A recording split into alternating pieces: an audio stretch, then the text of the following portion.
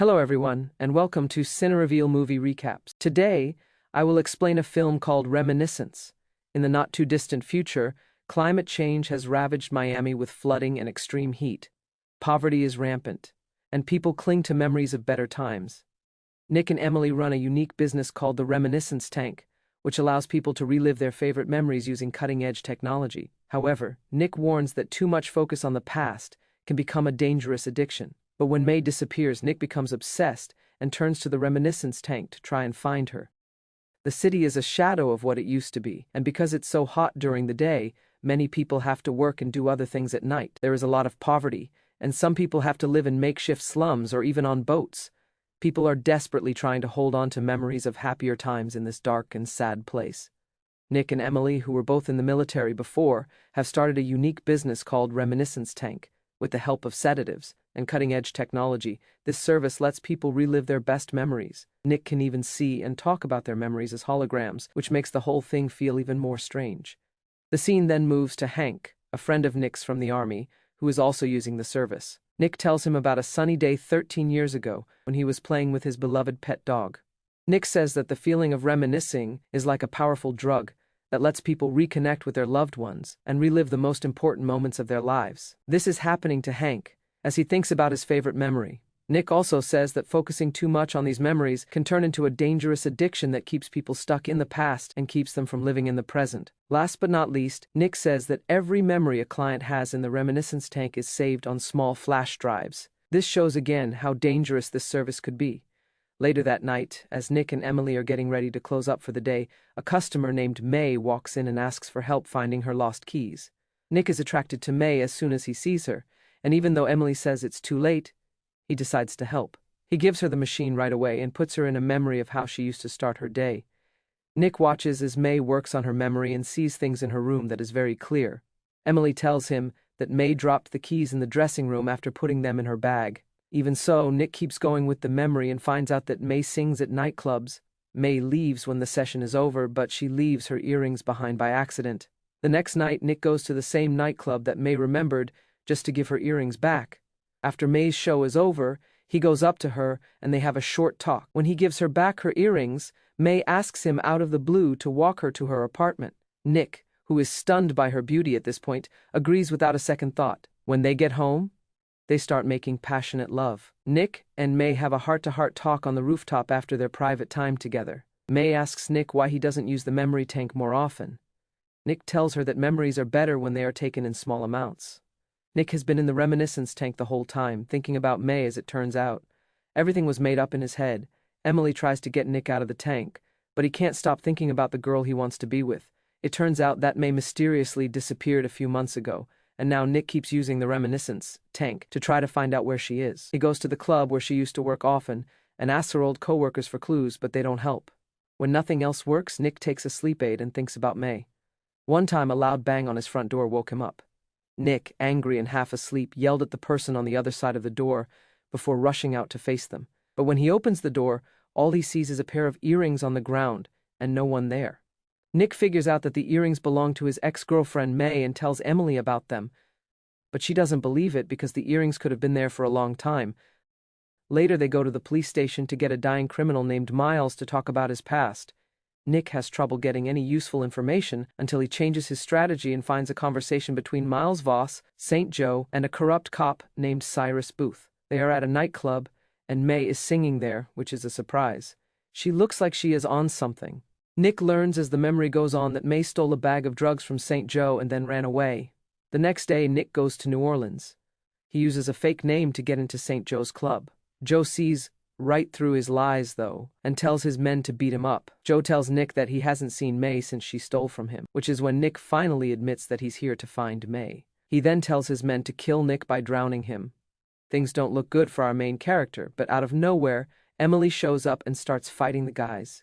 Even though she is outnumbered, she kills them all with her accurate shots and saves the day. Nick says that the whole thing is strange when they get to Miami. He thinks that May was just messing with him and must have taken something from them. Nick tells Emily about the last time she saw May. Emily thinks he's crazy. Then he tells her to go into the memory tank so he can find out more. In the memory, we see that May came to see Emily with a bottle of wine in her hand before she disappeared. The two talk about many things, such as their families and relationships. May also says that she is a very serious drug addict. When Emily goes to the bathroom later, May sneaks into the memory vault and takes a memory chip while Emily is away. As soon as Emily gets out of the tank in the present, she tries to protect herself by hiding May's drug use.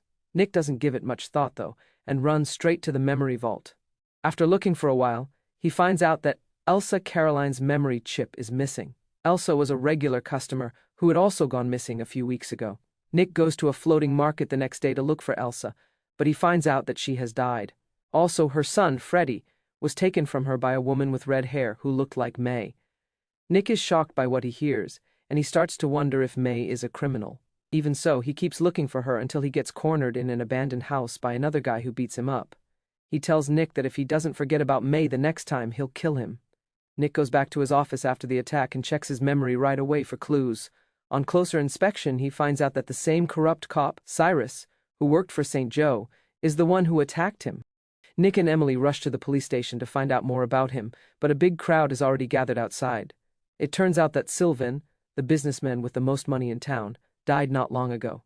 Tamara, his widowed wife, and Sebastian, their son, are being shown the door right now. Nick knows Tamara is a client of the reminiscence tank as soon as he sees her. So, he runs to his office and starts playing her memory, which shows her dancing with her husband, Sylvan. After that, he plays Elsa's memory, who is having a good time with her rich boyfriend. Nick compares the two clips and finds that the man's voice is the same in both. This proves that Elsa was having an affair with Sylvan. Also, Freddie was born because they were having an illegal relationship.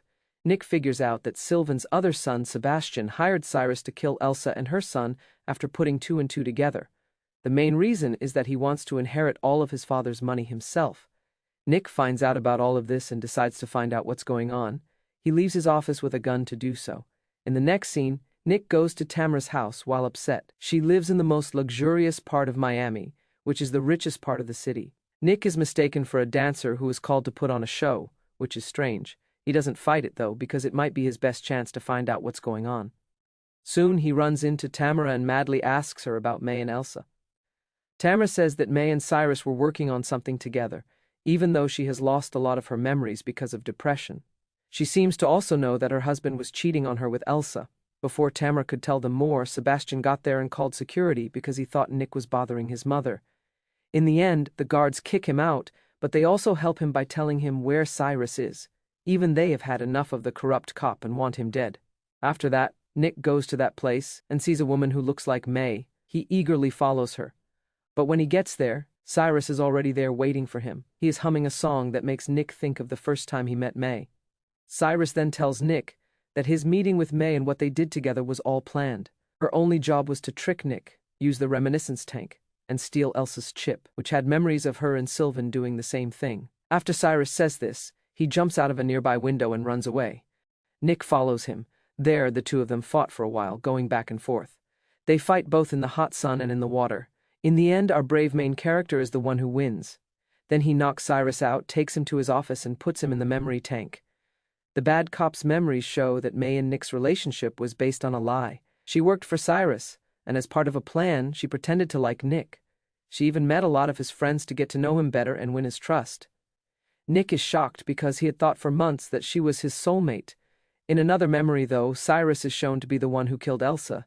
May saw all of this, so she and Freddie ran away right away to a place they didn't know. When Nick asks Cyrus about the last time he saw May, he remembers that it was outside Nick's office. When she was knocking on the door, he pulled her away from there, and May lost one of her earrings in the process.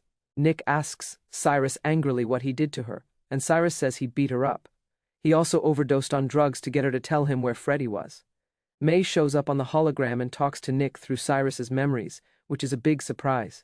She tells him how much she loves him and hints at where Freddie is hiding.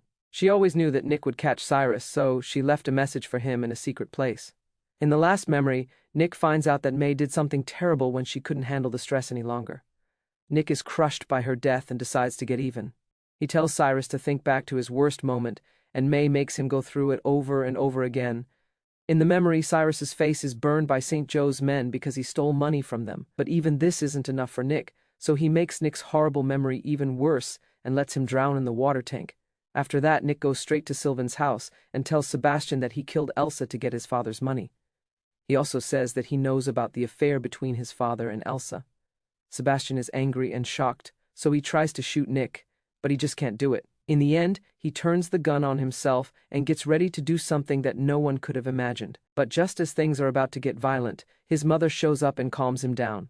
Now that the problem is solved, Nick goes to see Emily and tells her the whole story of May, Cyrus, and their complicated web of lies. He says, life is short, which is why Emily should move back in with her family.